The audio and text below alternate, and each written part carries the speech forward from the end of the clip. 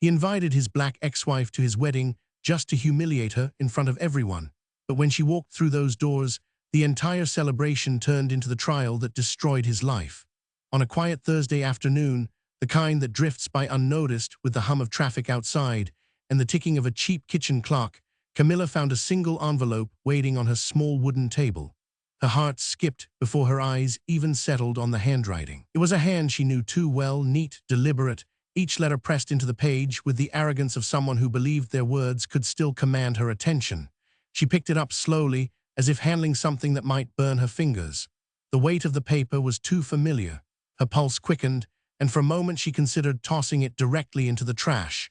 But curiosity, sharpened by years of surviving his cruelty, pulled her in. She broke the seal. And there it was, a wedding invitation printed on pearlescent cardstock, embossed with the names Richard Thompson and Madison Clark. At the bottom, in that same unmistakable hand, a line that froze her blood and then lit it on fire. "I thought you might like to see how a real wedding is done. Make sure to dress appropriately this time." Her breath caught in her throat. The insult was not casual. It was crafted, polished like a dagger meant to stab her dignity one more time. For a brief second, she was back in the past, standing at crowded receptions where he would smile for colleagues and act as though she were invisible, where she had learned how a woman could disappear in plain sight simply by being the wrong color, the wrong background. The weight of that old humiliation pressed down on her chest, and she felt the sting of tears rising, unwanted but familiar. 3 years had passed since the divorce. 3 years since Richard had walked out of her life with the quiet efficiency of a hurricane, leaving wreckage behind and never looking back. She had rebuilt, brick by brick, but that note, those words, scraped against scars she thought had hardened. For a heartbeat she almost let herself feel small again. Almost. Then something shifted. Her hand tightened on the paper, not to crumple it but to steady it, as though anchoring herself in the storm. A slow exhale escaped her lips, and with it came the memory of how far she had come since those nights when she cried herself to sleep in a one-room apartment. The pain was still there, yes, but now it carried a different weight, not the weight of defeat but of fuel. She placed the invitation flat on the table, staring at it as though it were a challenge laid at her feet. The arrogance of Richard's words echoed in her mind, but instead of breaking her, they sparked something she had not felt in a long time: clarity. This was not an invitation to witness joy. It was bait, carefully designed to remind her of her supposed place. Yet she understood something Richard never would. Every insult, every calculated cruelty had been training. He had forged her resilience without even knowing it. The wedding invitation was meant to humiliate her, but in truth, it had done something else entirely. It had awakened her. Camila leaned back in her chair, the corners of her mouth curving into a smile that was not soft, not kind, but dangerous in its calmness. He thought she would show up diminished, a ghost of the woman he once discarded. He had no idea what kind of woman he had just summoned. The envelope lay on the table, ordinary to anyone else, but to her, it was no longer just a piece of paper. It was the opening shot of a battle she had not planned to fight, but one she now knew she was destined to win. There had been many nights when Camila wished she could erase, nights when the memories clung like smoke after a fire, stubborn and bitter. The worst always began the same way, in glittering halls where crystal chandeliers threw light across polished marble, and where every guest spoke the same clipped language of wealth and entitlement. Richard thrived in those rooms, shaking hands with judges and laughing too loudly at jokes from senior partners. And always, just behind him, Camila stood like a shadow he refused to acknowledge. He introduced her when he had to, with a smile too tight to be genuine and words that turned her into a footnote. "This is my wife," he would say, and the pause afterward carried more meaning than the introduction itself. The tone suggested something beneath the surface, something unspoken but unmistakable, as if apologizing for her presence. She was not a lawyer, not from a family name etched into country club plaques, not the kind of woman they expected to see at his side.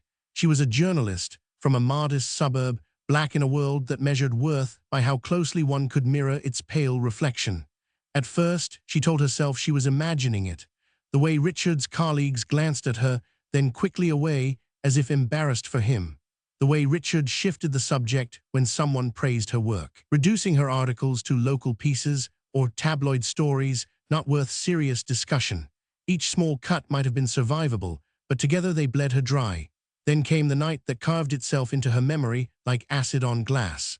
It was the lawyer's end-of-year celebration, held in a ballroom dressed in gold and silver. Richard moved through the crowd effortlessly, Madison Clark by his side for much of the evening. Though at the time Camila still believed she was only a colleague. Camila had stood at the bar, a glass of champagne in her hand, waiting for Richard to glance her way, to include her, to acknowledge that she belonged. He never did. She heard his voice across the room, warm and animated as he spoke to Madison. "You're the kind of woman who truly understands this world." His words cut sharper than any insult screamed in anger. It wasn't what he said, but what he didn't. The implication was clear, ringing in her ears louder than the music. She was not that kind of woman. She was something else, something less. Camila's fingers had tightened around the fragile stem of the glass until she thought it might shatter. She wanted to walk away, but her legs felt heavy, pinned by the weight of invisibility. People brushed past her laughing, their conversations weaving around her as if she were a piece of furniture in the corner. She had never felt so small. Later that night, Richard walked by her without a glance, without a word, as if she truly did not exist. The humiliation burned harder than anger because it was public, witnessed by dozens of eyes that saw her standing alone. They didn't need to say it out loud. The message was already clear: she didn't belong. Richard had perfected this cruelty. He never spoke about her skin, never mentioned class, never said she was unworthy. He didn't have to.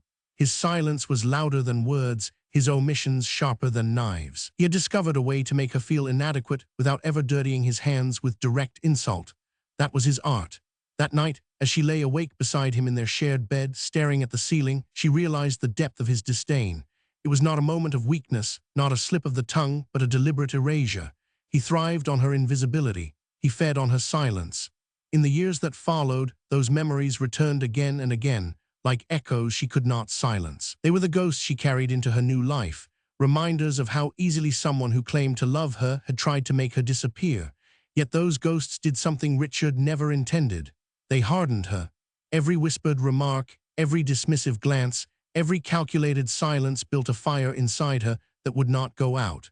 If Richard had hoped to convince her that she was less, he had made a different mistake. He had given her the memory of pain so sharp it became fuel. She no longer remembered those nights just with shame. She remembered them with a clarity that cut through doubt. They had been lessons, brutal and unwanted, but lessons all the same. And when she stared at that wedding invitation 3 years later, the words at the bottom dripping with arrogance, she knew the past had not defeated her. It had forged her. Richard's cruelty had once left her voiceless. Now it gave her a voice sharper than any blade. He thought he had buried her in silence. What he had done, without knowing, was plant the seed of a reckoning he could never escape. 3 years later, the one-room apartment where Camila had once cried herself to sleep looked nothing like the place she had known. The peeling wallpaper was gone, replaced by shelves that sagged under the weight of binders, manila folders, and stacks of printed reports.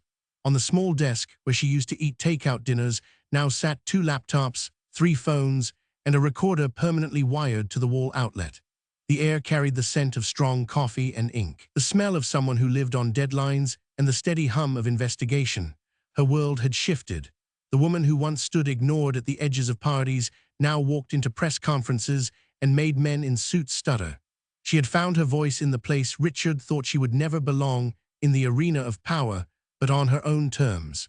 Her turning point had come with a scandal no one else wanted to touch. A set of irregularities in municipal bids that smelled of corruption but seemed too tangled for small newspapers to bother with. Camila had chased it with relentless focus. She spent nights combing through contracts, days knocking on the doors of reluctant sources, weeks piecing together a trail that led from construction companies to City Hall. When her article was finally published, the headline burned across the country.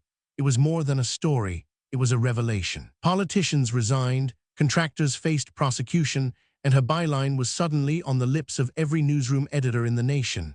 She was no longer Richard's silent wife. She was Camila Santos, investigative journalist, the woman who made power tremble. She carried the memory of humiliation like a stone in her chest, but now it was polished into armor. The press began to invite her to panels. Colleagues who once dismissed her as a suburban reporter whispered her name with respect.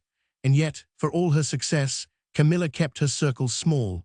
Trust was not a luxury she could afford. That was why meeting Alexander Costa had unsettled her. It happened at a dinner arranged by a mutual contact, during an ongoing money laundering investigation. He was a federal prosecutor known for dismantling criminal networks with a precision that terrified those on the wrong side of the law. He was tall, his presence commanding without needing to raise his voice, his gaze steady in a way that made liars confess before they even realized it. Camila remembered the first conversation vividly. She had spread documents across a restaurant table, pointing out connections between shell companies, when he leaned in and said quietly, "You realize this is enough to put a minister behind bars." She met his eyes and replied, "That's the point." From then on, their paths tangled. What started as professional collaboration grew into something deeper. He understood her obsession, her unwillingness to let go once she had the scent of truth. More importantly, he respected it. There were nights when they worked side by side until dawn, coffee cups scattered between them, files covering every inch of space. He taught her how prosecutors built airtight cases, how to structure evidence so it could survive the harshest defense. She taught him how journalists found the threads hidden in plain sight, the voices overlooked, the details that turned suspicions into undeniable stories. Together, they became something greater than either had been alone. And slowly, the woman once silenced learned what it meant to be seen. Her reputation only grew. Once, during a heated press conference, she stood among dozens of reporters as a prominent politician attempted to wave away accusations of misuse of public funds. Camila raised her hand and asked the question no one else dared. His smile faltered. He tried to dismiss her, but she pressed, her voice steady, every word calculated like a blade sliding between armor. Cameras captured his silence, his eyes darting, his hands fidgeting with the microphone. That moment made headlines the next day. A politician silenced by a journalist. It was no longer Richard's world, not anymore. These men, these institutions, now feared her questions more than they feared prosecutors or auditors. The twist was undeniable. The woman Richard had erased in rooms of power was now the nightmare of those same rooms. Behind every cautious glance, behind every nervous shuffle of papers at press conferences, was the fear of hearing her voice ask the one question they had no answer for. Camila had stepped out of the shadows Richard built around her. She had built a new world, one where her presence could not be ignored. And somewhere, deep down, she knew that one day Richard would see it too, not through whispered gossip or newspaper columns, but face to face, in a setting where his arrogance could no longer hide him. And when that day came, she would be ready. The night before the wedding, Camila's apartment looked less like a home and more like a war room. Files spilled across every surface, yellow folders stacked high beside half-drained coffee cups, sticky notes plastered on the walls with dates and company names scribbled in sharp black ink. The air was thick with the tension of anticipation, a silence broken only by the hum of the city outside and the occasional shuffle of papers. Alexander sat across from her, his sleeves rolled up. Tie loosened, his sharp eyes scanning a spreadsheet on the laptop screen. They had been at it for hours, cross-checking documents, aligning testimony with financial records, piecing together a mosaic of corruption that stretched further than either of them had first imagined. The deeper they dug, the clearer the picture became.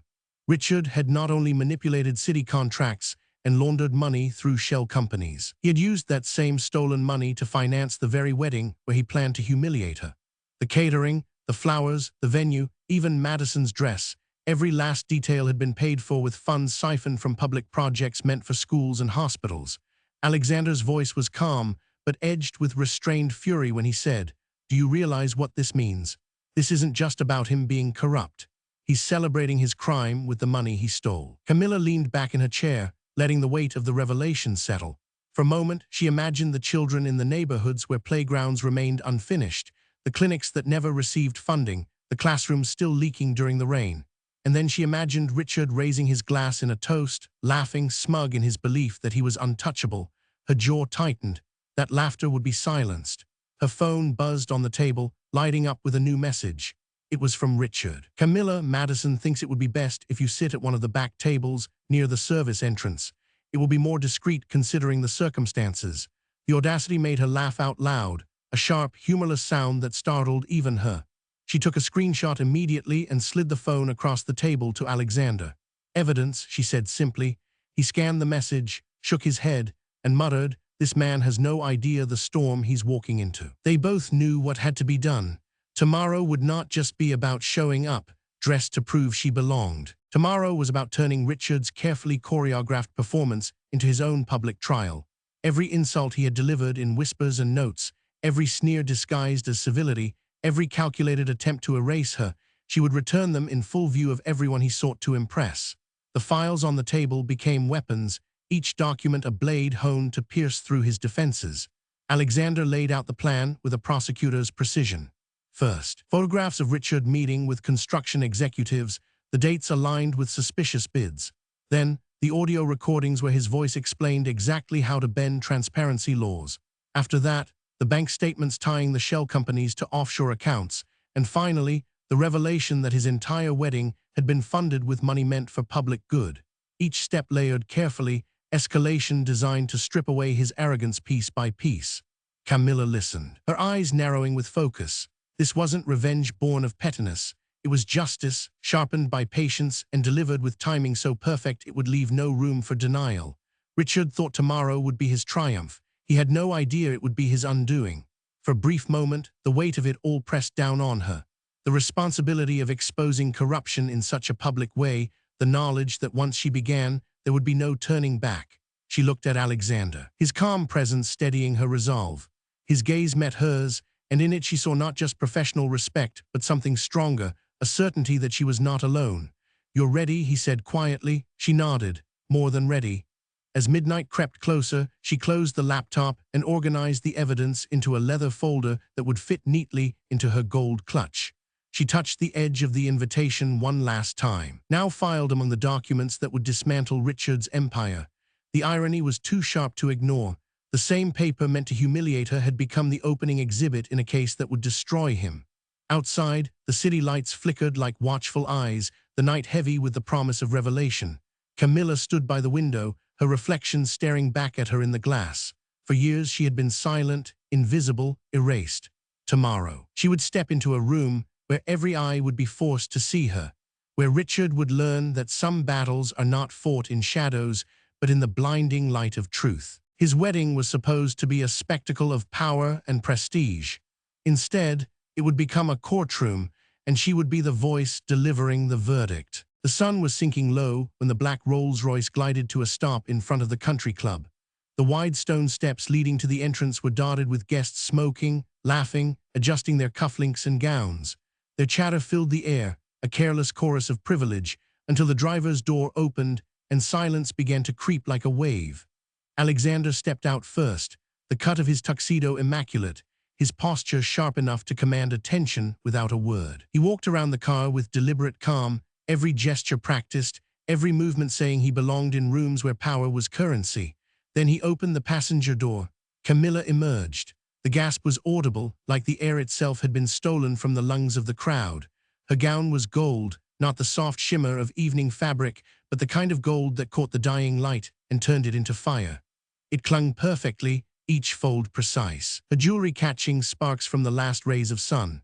Her hair fell in soft waves that framed a face not of someone defeated, but of someone who had endured and come back stronger. She did not rush. She did not falter. Each step down from the car was measured, regal, as though she had been born to walk carpets others only dreamed of touching. Whispers spread instantly. "My God, is that Camila? She doesn't look like an ex-wife. She looks like a queen returning to her throne." Another voice, lower, trembling with awe, said what everyone was thinking. "She looks like a verdict walking into the room." By the time she reached Alexander's arm, the entire porch had turned to watch. Cigarettes burned to ash between forgotten fingers, champagne glasses hovered midair. Every eye was on her. Together, arm in arm, they ascended the steps, ignoring the stares, ignoring the murmurs that rippled like a storm across the crowd. Inside the grand hall, Richard stood near the entrance, glass in hand, greeting late arrivals with the ease of a man convinced of his place at the center of the universe. When he noticed the commotion at the door, he turned, expecting perhaps a senator, maybe a wealthy benefactor. Instead, he saw her. The blood drained from his face so quickly it seemed the champagne flute might slip from his grasp. His smile faltered, his jaw slackened, and in that instant the mask of superiority cracked. Madison followed his gaze, her own eyes narrowing, her lips parting as the recognition struck. She had heard Richard speak of Camila before, but always with disdain, always with the dismissive tone of a man who believed he had traded up. The woman in front of her bore no resemblance to the fragile, invisible figure she had been described. Madison's body stiffened, her knuckles whitening as she gripped her bouquet. The golden vision crossing the threshold was no ghost of an old marriage. She was something else entirely, an undeniable presence that bent the attention of every guest in the room. Camila did not flinch when Richard's eyes met hers. She smiled instead, the kind of smile that poured sweetness over steel. Alexander leaned closer to her, his hand covering hers gently, his eyes sweeping the room with the calm of a man who knew exactly what storm he was escorting inside. Together they walked into the main hall as if they owned it, as if every glance, every whisper, every racing heartbeat had been orchestrated just for this entrance. And perhaps it had. For all of Richard's careful planning, for all of his arrogance, nothing could have prepared him for the sight of the woman he had once diminished, now stepping into his kingdom as though it had always been hers. Guests moved aside unconsciously, creating a path without realizing they had. Conversations fell into silence, the music seemed distant, and all that remained was the sound of footsteps echoing on polished marble. This was not humiliation, this was coronation. The man who had invited her to be small was now forced to watch her arrival as something far greater. Camila Santos did not look like the ex-wife brought in to amuse. She looked like the reckoning he had never imagined would come, and the irony was clear to everyone watching. Richard had summoned her to witness his triumph. Instead, he had opened the door for her return as a queen, stepping into her rightful court. The grand hall glowed with golden chandeliers, laughter spilling from every corner as waiters drifted between tables with trays of champagne. The string quartet played softly, weaving elegance into the air while Richard basked in the glow of his curated audience. His hand rested lightly on Madison's waist, his smile broad, his posture commanding. He believed this was his night, the pinnacle of all he had built, the ultimate display of success. Guests leaned in close, eager to be seen in his orbit, eager to tie themselves to a man they thought untouchable. And then Camila stepped into the light. At first it was only whispers, but whispers in rooms like these were more dangerous than screams. Heads turned, eyes widened, conversations froze mid-sentence. The bride stiffened when she saw her, and Richard's smug grin faltered just enough to betray the crack beneath. Camilla's heels clicked against the marble floor with deliberate rhythm, her gown shimmering like molten gold under the chandeliers. Alexander walked beside her, tall, steady, every inch the federal prosecutor he was, his presence a shield and a warning all at once. Richard tried to recover, lifting his glass with a shaky smile, his voice pitched too high as he said loudly for those nearest, well, look who decided to come. The ex-wife. How thoughtful of you to grace us with your presence, Camila. His attempt at mockery rang hollow. A brittle laugh from a man whose confidence had begun to slip. Camilla's smile never wavered. She approached slowly, letting silence build around her like pressure before a storm. "Good evening, Richard," she said, her tone honey over steel. "And congratulations. Madison, you look radiant." The bride forced a stiff smile, but her eyes flickered with unease. Alexander extended his hand politely.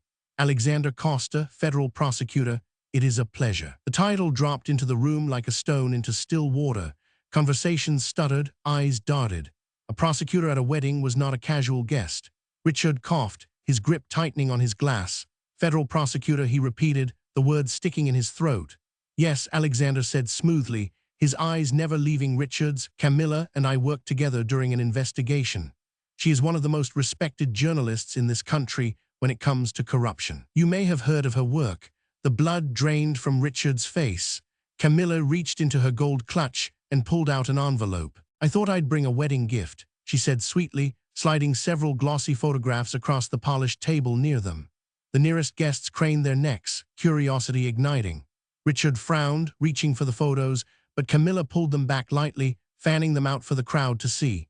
The first photo showed him stepping into a discreet restaurant with 3 construction executives, the date stamped clearly, 2 days before the municipal hospital bid. Gasps broke the silence. Richard's voice snapped, "What is this nonsense?" But Camilla's hand was already revealing the second photo, Richard shaking hands with one of the men in a dark parking lot, an envelope passing between them. The third photo froze him mid-motion, counting bills inside the leather interior of his BMW. A ripple of shock spread through the crowd. Camila tilted her head with a smile that cut deeper than anger. "Just a few memories from your legal career. Souvenirs, really." Richard's jaw clenched, his voice rising. "These are fake. They're doctored. Don't fall for this." But the tremor in his tone betrayed him. Camila tapped her clutch again and pulled out her phone.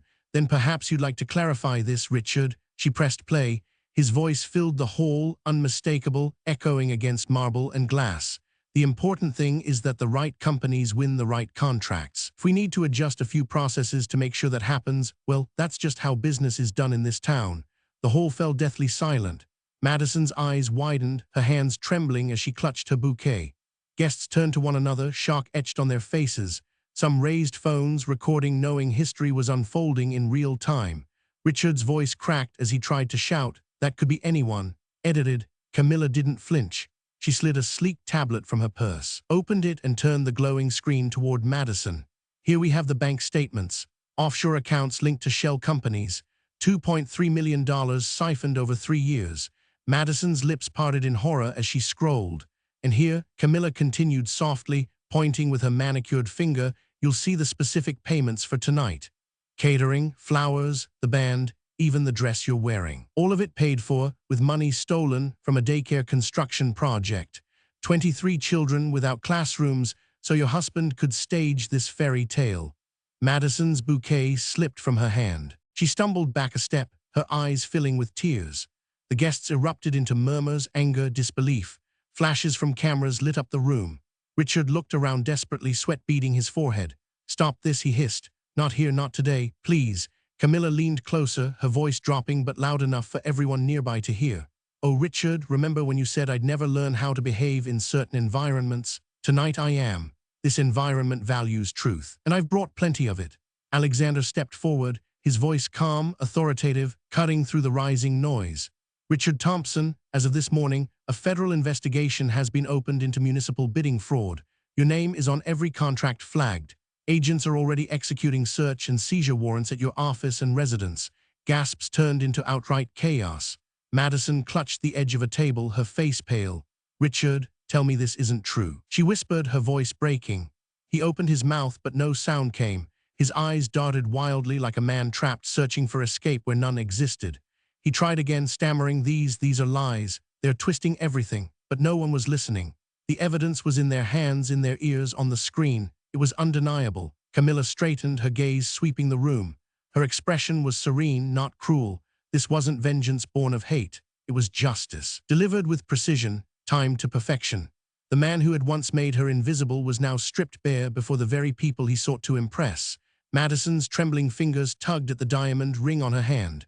With one sharp movement, she tore it free and hurled it onto the marble floor. The metallic clink echoed like a gavel striking wood, final and irrevocable. Richard's face crumpled, his knees buckling as he dropped into a chair, his head in his hands. The circle of guests closed tighter, phones raised, cameras flashing. He had dreamed of headlines celebrating his marriage. Instead, the only story that would be told was his downfall. And in the center of it all, Camila stood radiant in gold, unshaken, her presence commanding the room not through cruelty or arrogance, but through the simple, devastating weight of truth. Richard had planned a celebration. She had turned it into a trial. And with every eye upon them, every lens capturing the moment, the verdict was clear. 6 months later, the city had long since moved on from the scandal, but its echoes remained carved into 2 very different lives. High above the financial district, sunlight poured through the glass walls of Camila's new office.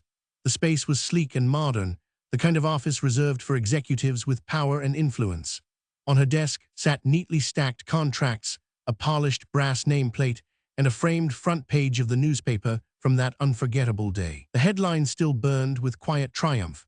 "Bride exposes $1 million scheme at her own wedding." Camila Santos was no longer just a journalist. She was the founder of a crisis communications and investigative consultancy that Fortune 500 companies now courted. Her phone buzzed constantly with requests, not from small papers begging for stories, but from CEOs, politicians, and international networks asking for guidance on transparency, ethics, and accountability. On a low table by the window sat another frame, this one holding a photograph of Paula Menz, the city clerk who had first slipped her the critical documents. Paula now wore the badge of ethics and transparency coordinator, her promotion announced as a symbol of change. Next to her, David had left his old newsroom position to become her firm's director of journalism, a trusted partner in building a company that thrived on truth. Camila's allies had risen alongside her, each one a reminder that integrity still had its place. From her vantage point, she could see the courthouse where Richard had once strutted with confidence. Now his name had been scrubbed from the law firm's website, his photograph removed from social clubs, his former colleagues whispering only when they were certain no one else could hear. In the county prison an hour outside the city, Richard's world had shrunk to a concrete room with peeling paint and bars that rattled in the wind. The man who once walked in custom suits now shuffled in faded prison blues, his shoes worn, his back stooped. He worked in the prison library for $2 an hour, cataloging books no one bothered to read, his hands once manicured, now lined with calluses. Gone were the tailored suits, the polished speeches, the circles of power where his laughter had once echoed. He had lost everything. Madison had annulled the marriage within weeks, her parents forcing the process with the same swiftness they had once used to secure the lavish ceremony. The ring was gone, the dress locked away, her name restored to the one she had before Richard. The law firm had erased him completely, as if he had never existed, as if his years of climbing and conniving had been nothing more than smoke. Colleagues avoided his name in conversation, knowing association alone could taint their careers. Richard had wanted to be immortal in influence, but now he was forgotten in relevance. The irony was brutal. He had invited Camila to his wedding to belittle her, to show her what she would never have. Instead, he had built her stage. By trying to humiliate her in front of hundreds of powerful eyes, he had handed her the perfect audience for her greatest triumph. His arrogance had become the platform for her vindication. And though she had never sought revenge for its own sake, she could not deny the symmetry. He had wanted her to be invisible. Now he was the one erased. In her office, Camila signed a new partnership with an international news network interested in producing a documentary about her investigation. The cameras no longer intimidated her. They amplified her. She thought back to that Thursday afternoon when the envelope arrived, when his handwriting had made her blood run cold. She smiled faintly. What Richard had meant as a weapon had become her crown. Meanwhile, in the dim library, Richard sat at a metal desk, staring at a newspaper left behind by another inmate. It was an old issue, weeks out of date, but the headline made his throat tighten. It was about Camila, announcing her new company's expansion into Latin America, her face radiant in the accompanying photograph. He folded the paper carefully, pressing his palms against it until his hands shook. He had nothing left to say. Two lives, once entwined, now diverged completely. One soared in light, the other sank in shadow. And in that split, the lesson was undeniable. The man who had tried to strip her of dignity had only prepared her for greatness. The woman who once stood invisible at his side now stood alone at the top, while he faded into the background of history, forgotten except as a cautionary tale. Richard had wanted a spectacle. He got one, but it was not his victory the world remembered. It was her resurrection. The auditorium was packed, the kind of crowd that leaned forward in their seats before a word was spoken. On the screen behind Camila glowed a headline the world had not forgotten: Bride exposes $1 million scheme at her own wedding. The photo showed her in gold, standing unshaken as Richard's empire collapsed around him. The audience waited, their silence a testament to the weight of her presence. Camila stepped to the podium, her voice steady, her gaze sweeping across the room. Years ago, she began, I was invited to disappear, to stand quietly in the corner of rooms where I was not meant to belong, to be small. She paused, letting the words settle, the echoes of old wounds brushing the edges of the room. But here is the truth I learned. When someone tries to make you small, they are really handing you the opportunity to grow beyond what they can imagine. She gestured to the slide behind her. The frozen image of that night when her past had collided with her destiny. That wedding was supposed to humiliate me. Instead, it revealed who I truly was, not because Richard gave me power, but because he underestimated what I already carried. The room was utterly still. Even the photographers held their cameras in place, waiting for the next sentence. The sweetest revenge, Camila continued, is not shouting louder than those who belittle you. It is building a life so extraordinary that their opinion no longer matters. She leaned closer to the microphone, her voice softening into something more intimate. Power built on arrogance crumbles. Power built on truth endures. I did not defeat Richard by hating him. I defeated him by refusing to live in the shadow he built. The screen shifted to an image of her company's team, of Paula in her new office, of David leading a newsroom with integrity. She lifted her hands slightly, palm open. We all carry scars from those who told us we were not enough. But scars are not proof of weakness. They are proof that we survived. And survival, when turned into purpose, becomes the strongest weapon of all. The audience rose to their feet, applause rolling like thunder. Camila smiled, not with triumph over an enemy, but with the serenity of someone who had transformed pain into power. Richard's name no longer haunted her. It no longer needed to. He had wanted her to be a footnote in his story. Instead, he had become the footnote in hers. If you enjoyed this story, let us know in the comments. And don't forget to like, share, and subscribe for more inspiring stories.